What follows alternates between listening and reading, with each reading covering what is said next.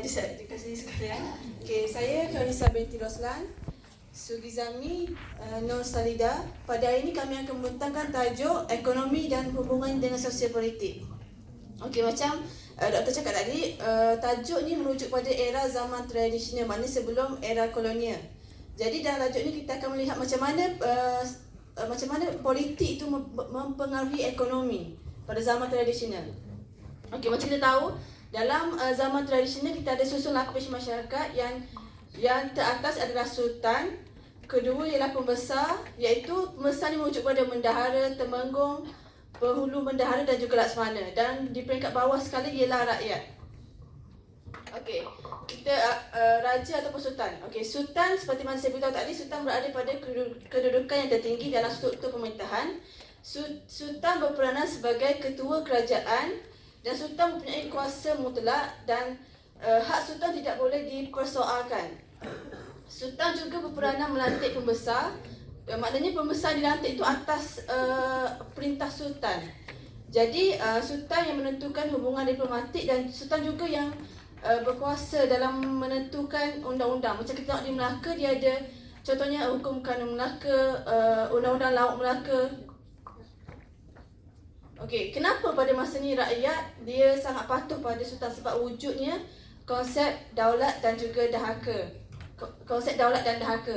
Okey, di mana sultan sebagai pemerintah mutlak dan juga perintah sultan tidak boleh diingkar. Kalau ada rakyat yang mengingkari, rakyat tersebut akan dianggap dahaka dan akan menerima tulah.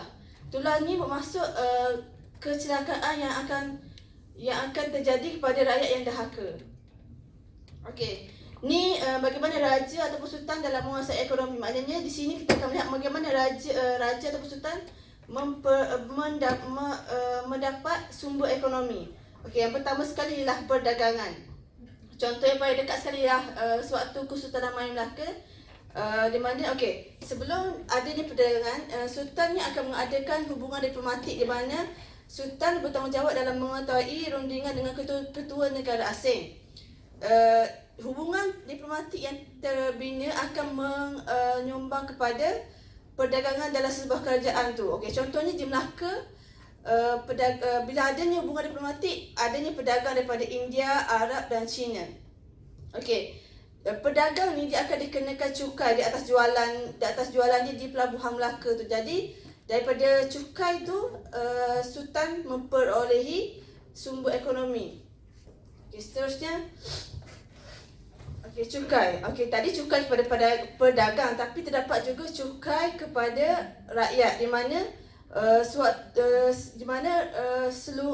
seluruh tanah dalam sebuah kerajaan itu dimiliki mutlak oleh sultan. Jadi rakyat yang mengerjakan contohnya pertanian, mereka akan membayar cukai kerana menggunakan tanah yang mana milik sultan. Jadi bukan saja pedagang tapi cukai juga dikenakan kepada rakyat kerana mengusahakan pengeluaran semua jadi. Cukai hasil pengeluaran yang dituntut ialah kerana tanah yang terdapat di dalam negara itu ialah milik mutlak sultan. Contohnya di Terengganu, petani dikenakan 10% cukai di atas hasil pengeluaran tu. Okey, upeti. Upeti ni seperti harta di mana apabila sebuah kerajaan tu dia sudah kuat dari segi ekonomi dan ketenteraan, dia akan mendorong untuk adanya dasar penaklukan. Macam bila suatu kerajaan tu sudah kuat dari segi ketenteraan, dia akan melakukan penaklukan untuk menguasai daerah-daerah lain. Jadi apabila dia berjaya menguasai daerah-daerah tersebut, daerah tu akan menghantar upeti sebagai tanda bahawa pengakuan ketuanan terhadap kerajaan tersebut. Jadi upeti ni biasa berlaku pada zaman keagungan sesuatu kerajaan tu. Okey, seterusnya ialah pembesar. Okey, seterusnya beralih kepada peranan pembesar dalam ekonomi yang dipengaruhi oleh sosial politik. Okey, terlebih dahulu izinkan saya menerangkan tentang konsep pembesar, di mana berdasarkan sejarah Melayu, pembesar ini disebut sebagai menteri 4 orang, dan sistem ini diperkenalkan oleh Megat Iskandar Shah yang dikenali sebagai Parameswara. Pembesar ini juga menunjuk kepada mereka yang dilantik oleh sultan atau raja untuk memegang suatu jawatan dan dalam pentadbiran kerajaan dengan diberi tugas-tugas tertentu untuk dilaksanakan. Tidak kiralah sama ada dari segi politik, ekonomi. Seterusnya, pembesar ini dia dilantik oleh sultan dengan menghantar surat tauliah dan diberikan sebilah pedang sebagai lambang kekuasaan untuk mewujudkan satu sistem yang teratur bagi menjamin keselamatan dan kemakmuran negeri pegangan mereka secara berterusan. Oke, beralih kepada hierarki pembesar. Pembesar nih dalam hierarki sosial dia letak selepas sultan. Kedudukan dia tempat yang kedua, dan sistem hierarki ini diamalkan di negeri-negeri Melayu juga lah, di mana sistem hierarki Kesultanan Melayu Melaka ini merupakan contoh yang terbaik untuk semua negeri-negeri, yaitu sistem pembesar 4 lipatan, di mana sistem ini didahului oleh 4 orang pembesar utama, yaitu bendahara, penghulu, bendahari, temenggung, dan laksamana, yang dibantu oleh pembesar 8 yang lebih rendah tarafnya seperti syahban dan hulu barang besar dan penghulu, dan dibantu pula oleh pembesar bawahannya, yaitu pembesar 8 dan dibantu oleh pembesar 16 dan 32. Oke, beralih kepada pengaruh sistem pembesar 4 lipatan. Sistem pembesar 4 lipatan nih dia diikuti oleh hampir semua negeri-negeri di tanah Melayu, tetapi dia menggunakan gelaran yang berbeda lah di setiap negeri. Contohnya sistem pembesar di Perak yang menggunakan gelaran orang besar 4, orang besar 8, 16, dan 32. Dan di Selangor pula berbeda juga lah, di mana gelaran pembesar tu dikenali sebagai Tok Penggawa Permatang, Tok Kelang, Datuk Naga, dan Datuk Menteri. Seterusnya mengikut di Negeri Sembilan lagi berbeda, sebab dia mengamalkan adat perpati, yang mana dia membahagikan Negeri Sembilan tu terbaik kepada beberapa daerah lah yang dipanggil sebagai luak, dan diketuai oleh setiap luak tu diketuai oleh undang berempat, dan terdapat juga pembesar lain yang digelar sebagai lembaga, guapak, dan anak kurut atau dikenali sebagai anak buah. Seterusnya peranan pembesar. Melalui peranan pembesar ini kita boleh lihatlah kaitan antara ekonomi yang dilakukan oleh pembesar di atas arahan sultan. Dia dipengaruhi oleh sosiopolitik yang berlaku di daerah pegangan ataupun negeri mereka. Umumnya pembesar ini terbagi pada dua lah, pembesar di peringkat daerah dan pembesar di peringkat kampung. Pembesar daerah ini lebih besar lah tanggung jawabnya dibanding kampung, di mana peranan pembesar ini dia terbagi pada 3 lah, politik, ekonomi, sosial. Dan yang pertama adalah peranan pembesar peringkat daerah ini dilantik sebagai ahli jemaah penasihat sultan dalam urusan pentadbiran dan memastikan keamanan politik.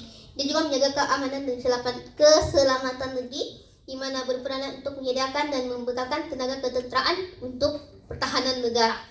Seterusnya dia juga boleh menjatuhkan hukuman tetap terhadap kes-kes zina yang berlaku di daerah mereka, kecuali hukum bunuh, sebab hukum bunuh hanya sultan yang boleh lakukan.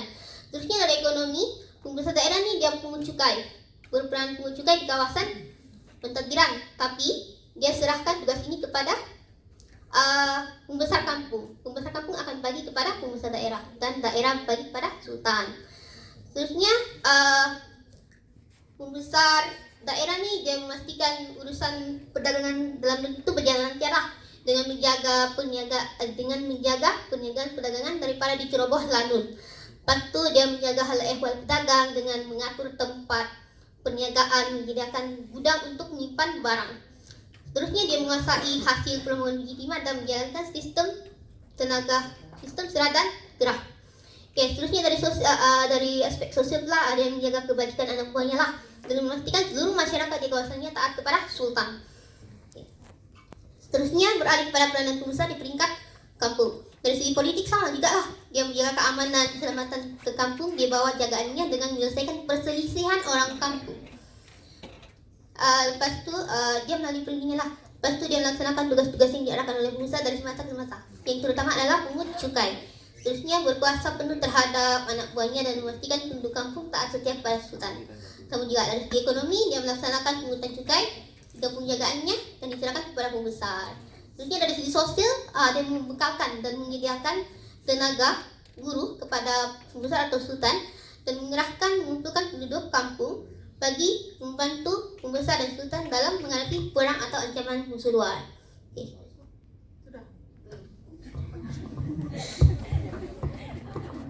Okey, yang seterusnya iaitu rakyat. Rakyat ni berada di kedudukan yang paling rendah dalam susun lapisan masyarakat, di mana kebanyakan rakyat ni terdiri daripada golongan petani, nelayan, pedagang dan tukang. Mereka ini tidak mempunyai sebarang kuasa politik dan memegang apa-apa jawatan dalam pentadbiran. Fungsi utama rakyat adalah dari aspek fizikal dan tradisi, iaitu patuh dan setia kepada pemerintah. Rakyat dikawal oleh golongan pemerintah dari segi politik, ekonomi dan sosial. Okey, dalam ekonomi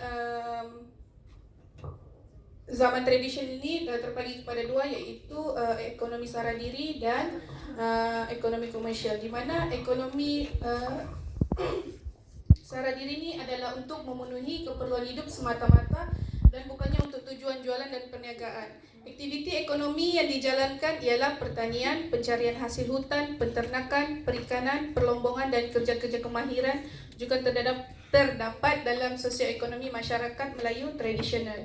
Kegiatan komersial pula ialah kegiatan ekonomi bukan sahaja untuk keperluan diri sendiri tetapi juga melibatkan aktiviti perniagaan dan perdagangan. Hasil daripada pertanian yang mempunyai lebihan dan diniagakan, begitu juga dengan kutipan hasil hutan dan perikanan. Jadi hasil ini menjadi sumber keuangan utama kepada kerajaan dan masyarakat Melayu tradisional. Okey, bagaimana rakyat ni dikawal oleh pemerintah? Salah satunya adalah dalam sistem kerah dan serah, di mana sistem serah ni rakyat menyerahkan sebahagian hasil tanaman mereka kepada pembesar sebagai balasan membenarkan mereka menggunakan tanah pembesar itu. Macam yang kawan saya jelaskan tadi, tanah dimiliki oleh raja dan tanah juga diberikan kepada pembesar sebagai hadiah kerana jasa mereka. Jadi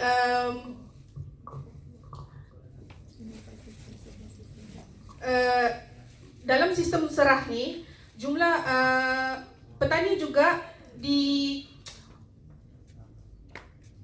juga membayar cukai kepada pemerintah berdasarkan kepada hasil pengeluaran yang mereka perolehi. Dalam sistem kerah pula, pemerintah mengerahkan tenaga rakyat untuk melakukan sesuatu pekerjaan tertentu seperti membina jambatan, kubu pertahanan dan jalan raya. Sistem ini melambangkan kesetiaan rakyat kepada pemerintah kerana tugas mereka ini tidak dibayar gaji. Seterusnya iaitu cukai. Seperti yang kita tahu, golongan rakyat ni seperti petani tadi, mereka membayar cukai kepada pemerintah, iaitu pembesar. Contohnya di Terengganu, petani dikenakan cukai sebanyak 10% terhadap pengeluaran yang mereka perolehi. Jadi, secara kesimpulan dia, setiap susun lapis masyarakat ini dia mempunyai peranan tersendiri yang mempengaruhi ekonomi tradisional, seperti raja tadi sebagai pemerintah, pembesar sebagai pengutip cukai dan rakyat ni sebagai pembayar cukai. Okey, seterusnya kami ada aktiviti, di mana aktiviti kami ini memerlukan ya betul, internet. Jadi minta korang semua buka puisi. Tahu kan Guna?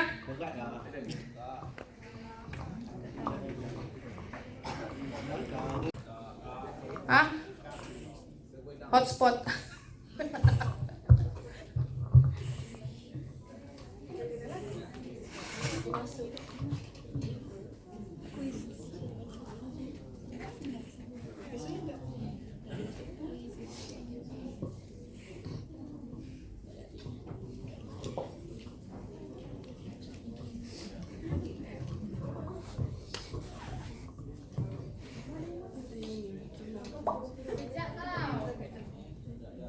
Tulislah nama korang.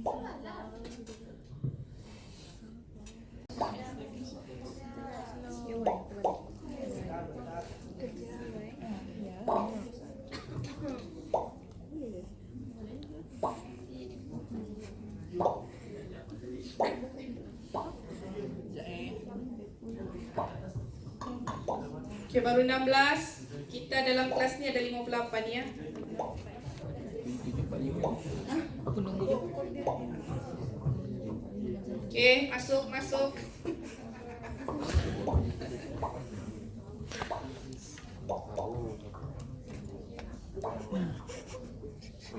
Zoom sikit kat sini.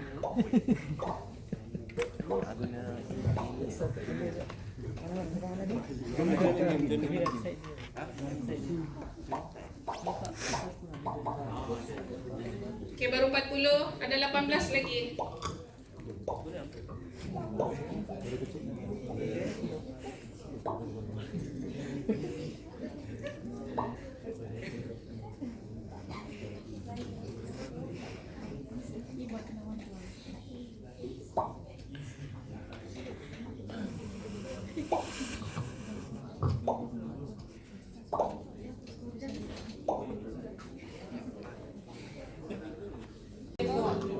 Jawab di telepon. Soalan berada di telepon.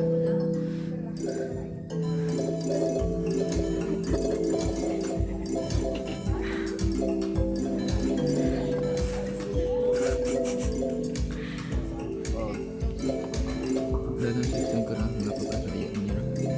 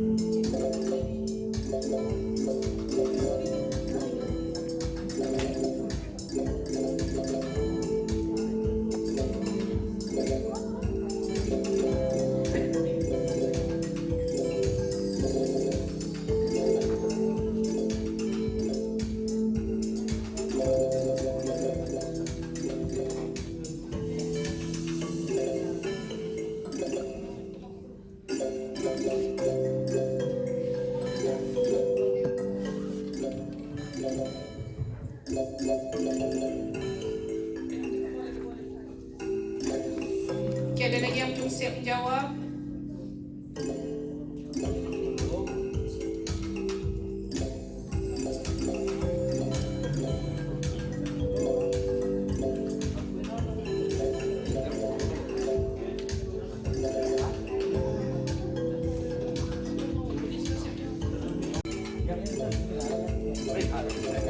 Air makin lama. Game rosak. Bau sekali. Main apa bau sekali?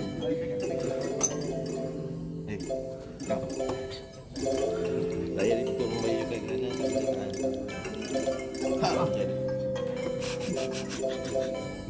Dah tak fahamnya berikutnya berikut.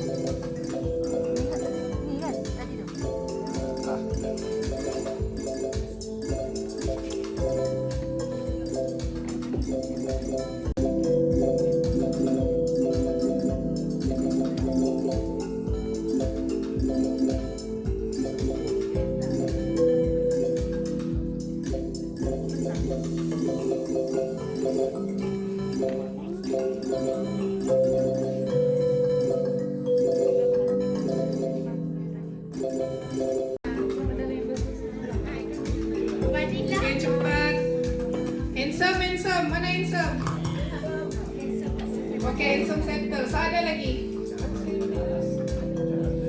Okey. Okey, mari kita tengok siapa yang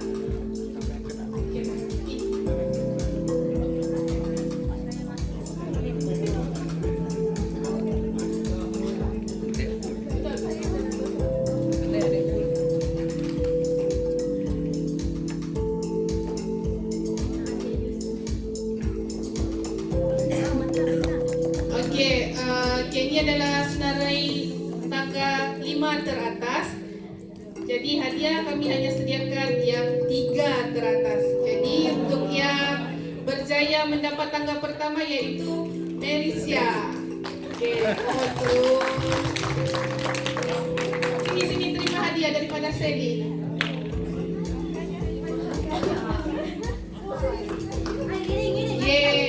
Dia mendapat markah sebanyak 16,000. 16.000? Ya, 16,000. Okey, yang second iaitu saya masuk. Siapa dia? tu?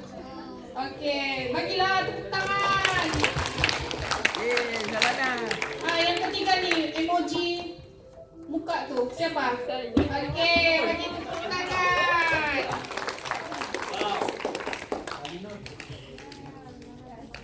Terima kasih. Sekian itu saja pembentangan kami untuk hari ini. Terima kasih.